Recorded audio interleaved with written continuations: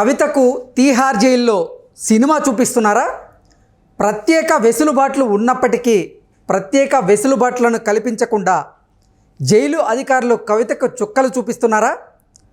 కవిత తాలిబొట్టును సైతం తీయించేసే ఏర్పాట్లు చేశారా అంటే అవునని సమాధానం ఇస్తున్నారు కొంతమంది రాజకీయ విశ్లేషకులు. ఇక ఇదే అంశానికి సంబంధించి మనతో మాట్లాడేందుకు ప్రముఖ సీనియర్ జర్నలిస్ట్, ప్రముఖ రాజకీయ విశ్లేషకులు సిఎస్ రావు గారు మనతో ఉన్నారు. సార్తో మాట్లాడదాం. సార్ నమస్తే. సార్ నమస్తే. సార్, కవితకి తీహార్ జైల్లో సినిమా చూపిస్తున్నారని, ప్రత్యేక వెసులుబాట్లు ఉన్నప్పటికీ ప్రత్యేక వెసులుబాట్లు కల్పించకుండా జైలు అధికారులు కవితకు చుక్కలు చూపిస్తున్నారు అంటూ కూడా ఒక వార్త ఇప్పుడు సోషల్ మీడియాలో చక్కర్లు కొడుతూ ఉంది. ఏంటి సార్, ఆ వార్తలో వాస్తవం ఉందా? సో ఒకటేంటంటే వాస్తవం 100% ఉందని చెప్పచ్చు. కారణం ఏంటంటే ఆవిడే పిటిషన్ వేసింది కోర్టుకి. ఏమనేసిందంటే పిటిషన్లో నా తాలిబొట్టు కూడా తీసేస్తున్నారు, తర్వాత నేను వేసుకునేటువంటి సొమ్ములు ఏదైతే ఉన్నాయో ఆభరణాలు వాటిని కూడా తీస్తున్నారు, తర్వాత బట్టలు కూడా వాళ్ళు ఇచ్చిన బట్టలు వేసుకోవాల్సి వస్తుంది, తర్వాత నేల మీద పండుకోవాల్సి వస్తుంది. నేను ప్రత్యేకమైనటువంటి వెసులుబాట్ల కోసం కోర్టుకి విన్నవించినప్పుడు కోర్టు నాకు ప్రత్యేకమైనటువంటి వెసులుబాట్లు కల్పించండి అని చెప్పేసి కొన్ని అనుమతులు కూడా ఇచ్చింది. అయినప్పటికీ తీహార్ జైలుకి సంబంధించినటువంటి సూపరింటెండెంట్ ఆయన అవి పాటించట్లేదు అని చెప్పి ఆవిడే పిటిషన్ వేసింది. సో ఇది మనం చెప్పడం కాదు, ఆవిడే పిటిషన్ వేసింది. తన మంగళసూత్రాన్ని తీసేస్తున్నారు, ఆభరణాలు వేసుకునేవట్లేదు, తర్వాత అక్కడ సాధారణ ఖైదీలు ఏ విధంగా ఉంటారో వాళ్ళ మాదిరిగానే ట్రీట్ చేస్తున్నారు అని చెప్పి ఆవిడే పిటిషన్ వేయడం జరిగింది. అంటే దీన్ని బట్టి ఏంటి, తీహార్ జైల్లో ప్రత్యేకమైన వెసులుబాట్లు కవితకి లేవు. అక్కడ సాధారణ ఖైదీలు వేసుకునేటువంటి డ్రెస్సులు, సాధారణ ఖైదీలు ఏ విధంగా అయితే ఉంటున్నారో నేల మీద పడుకోవటం, కింద పడుకోవడం, ఇవన్నీ కూడా ఆవిడ చెప్పినటువంటిది. ఆవిడ కోరింది ఏంటి, కోర్టులో వేసినటువంటి పిటిషన్ ప్రకారం తను చెప్పులు అనుమతించాలి, తర్వాత ఇంటి భోజనం అనుమతించాలి, సొంత బట్టలు అనుమతించాలి, తర్వాత తన ఆభరణాలు వేసుకునేటట్టు అనుమతి ఇవ్వాలి, తన కుటుంబీకులను కలిసేలాగా అనుమతి ఇవ్వాలి. ఇవన్నీ కూడా ఆవిడ లిస్ట్ అవుట్ చేసి రోజ్ అవెన్యూ కోర్టులో పిటిషన్ వేస్తే రోజ్ అవెన్యూ కోర్టు అనుమతి ఇచ్చింది. ఈ ఫెసిలిటీస్ కల్పించండి కవితకి అని చెప్పి పిటిషన్లో కోర్టు ఇచ్చింది, అనుమతి ఇచ్చింది ఆ పిటిషన్కి స్పందించి. కానీ అక్కడికి వెళ్ళిన తర్వాత, తీహార్ జైలుకి వెళ్ళిన తర్వాత వీటిని ఏటిని కూడా అమలు చేయట్లేదు వాళ్ళు. నేను నేల మీద పడుకోవాల్సి వస్తుంది, నాకు పరుపు ఇవ్వట్లేదు.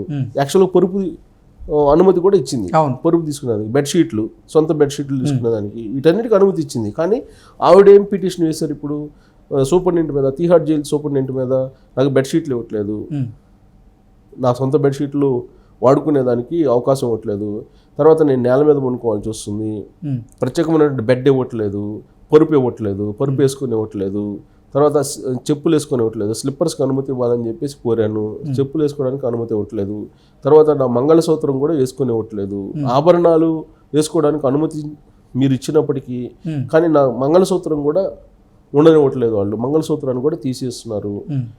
సో తర్వాత సాధారణ ఖైదీలాగానే ట్రీట్ చేస్తున్నారు, వాళ్ళు పెట్టేటువంటి భోజనమే నేను భోంచాల్సి వస్తుంది.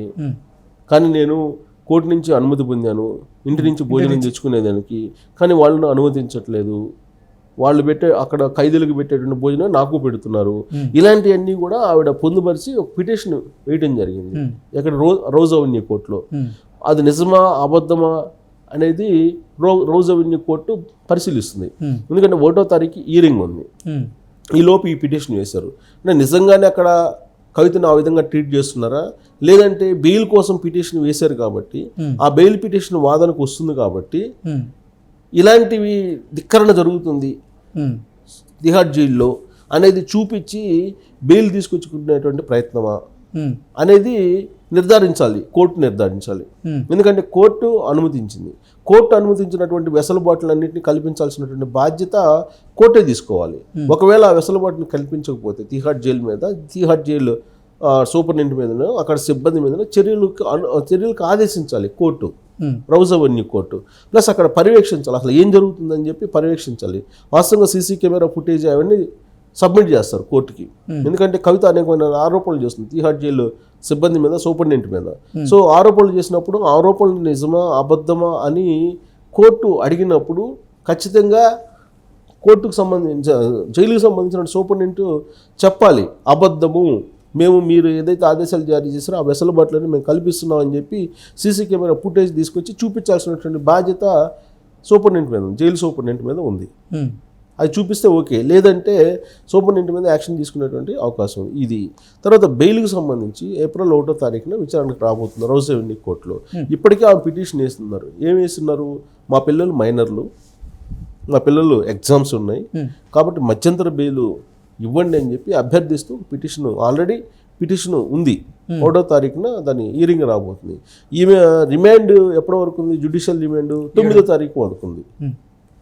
ఏప్రిల్ 9 వరకు ఉంది జ్యుడిషియల్ రిమాండ్ పర్మిషన్. ఈలోపే బెయిల్ పిటిషన్ సంబంధించినటువంటి విచారణకి అనుమతిస్తూ రౌజ్ అవెన్యూ కోర్టు అనుమతి ఇచ్చింది. ఈలోపు ఇలాంటివన్నీ ఆ అనుబంధ పిటిషన్లు వేస్తూ ఉన్నారు. సో ఇవన్నీ కనుక చూసిన తర్వాత రౌజ్ అవెన్యూ కోర్టు నిజంగానే తిహార్ జైల్లో కవితకి తాలిబొట్టు వేసుకోవడానికి అనుమతి ఉండట్లేదు, మంగళసూత్రాన్ని కూడా తీసేస్తున్నారు, ఆభరణాలు వేసుకోవడానికి అనుమతి ఉండట్లేదు, బెడ్షీట్ ఇవ్వట్లేదు, బెడ్ ఇవ్వట్లేదు, తర్వాత ఆమెకి కల్పించాల్సినటువంటి వెసులుబాట్లు ఫుడ్ అవన్నీ కల్పించట్లేదు అని చెప్పి కనుక నమ్మితే డెఫినెట్గా అక్కడ చర్యలు తీసుకోవడం కానీ లేదంటే ఆల్టర్నేటివ్ చూపించడం కానీ ఏదో ఒకటి చేస్తుంది. ఓకే, బట్ ఆమె చెప్పేది నిజమా అబద్ధమా అనేది ఒకటి.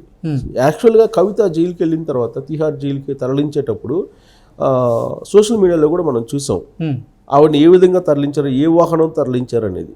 చూసావో లేదు నాకు తెలియదు, నేను చూశాను. ఏ వాహనం తరలించారు, మనం మామూలుగా సినిమాల్లో చూపిస్తారు కదా, పెద్ద వెహికల్ ఉంటుంది, బారికేడ్స్ లాగా ఉంటుంది, దాంట్లో తరలించారు. అంటే సాధారణ ఖైదీలను తరలించేటువంటి వాహనంలోనే కవితను కూడా తరలించారు. అంకేం ప్రత్యేక వాహనం ఏమి ఇవ్వాల. ఆమె యాక్చువల్గా హైదరాబాద్ నుంచి ప్రత్యేక వాహనంలో వెళ్ళారు. వెళ్ళేటప్పుడు ఏ విధంగా వెళ్ళారో మనం చూసాం. సో వెళ్ళేటప్పుడు ఆ విధంగా వెళ్ళినటువంటి కవిత ఆ తర్వాత అక్కడ సీన్ మారిపోయింది. ఢిల్లీకి వెళ్ళిన తర్వాత ఢిల్లీ ఎయిర్పోర్ట్ నుంచి ఈడీ ఆఫీస్కి వెళ్ళేటప్పుడు అక్కడ ఈడీకి సంబంధించినటువంటి వెహికల్లో వెళ్ళారు. అప్పుడు వెనక్కి కూర్చోబెట్టి అటుపక్క ఇటుపక్క ఈడీ అధికారులు కూర్చున్నారు. అలాగే ఇక్కడ హైదరాబాద్ నుంచి మాత్రం కవిత వెహికల్లో నేను శంషాబాద్ ఎయిర్పోర్ట్కి వెళ్ళారు.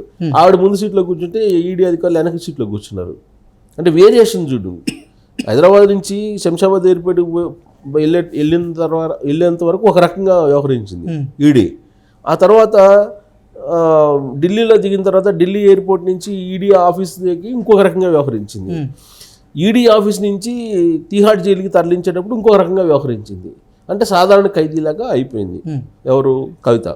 సో కాబట్టి సాధారణ ఖైదీకి ఏ విధంగా వెసులుబాట్లు కల్పిస్తారో అవే కల్పిస్తున్నారు అనేది ఆవిడ రైజ్ చేస్తున్నటువంటి అంశాలు. ఇప్పుడు తాజా పిటిషన్లు కూడా అవే పొందుపరిచారు.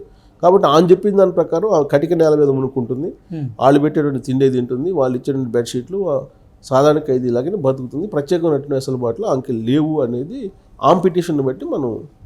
సో రౌజ్ అవెన్యూ కోర్టుకు వేసినటువంటి పిటిషన్లో వీటితో పాటు ఆవిడ మరికొన్ని తన బాధలను కూడా వ్యక్తం చేసి ఆ పిటిషన్లు వ్యక్తం చేయడం జరిగింది. ఏంటంటే తనకు కొన్ని మహిళలకు సంబంధించినటువంటి ఇబ్బందులు ఉన్నాయి, కొన్ని ఆరోగ్యపరమైనటువంటి ఇబ్బందులు పడుతున్నాను అనేటువంటి విషయాన్ని వ్యక్తపరుస్తూ బీపీ రైజ్ అవుతుంది, బీపీ కంట్రోల్లో ఉండటం లేదు, నేను ఇబ్బంది పడుతున్నాను అనేటువంటి అంశాన్ని కూడా ఆవిడ ఆ పిటిషన్లో మెన్షన్ చేశారు. అంటే కవిత జైల్లో టెన్షన్ పడుతున్నారు, ఆవిడకి కోర్టు చెప్పినటువంటి వెసులుబాట్లు కల్పించట్లేదు, కాబట్టి ఆవిడ రకరకాల మహిళలకు సంబంధించిన ఆరోగ్య సమస్యలతో పాటు బీపీ రైజ్ అవుతుంది అని అంటే అది ఆమె ఆరోగ్యానికి ఇబ్బందికరంగా మారేటువంటి అవకాశం ఉంది అనేది పిటిషన్లో పొందుపరిచారు. సో ఆ పిటిషన్ పరిశీలిస్తే కోర్టు మరి ఏం చేస్తుందో చూడాలి. Okay sir, thank you so much.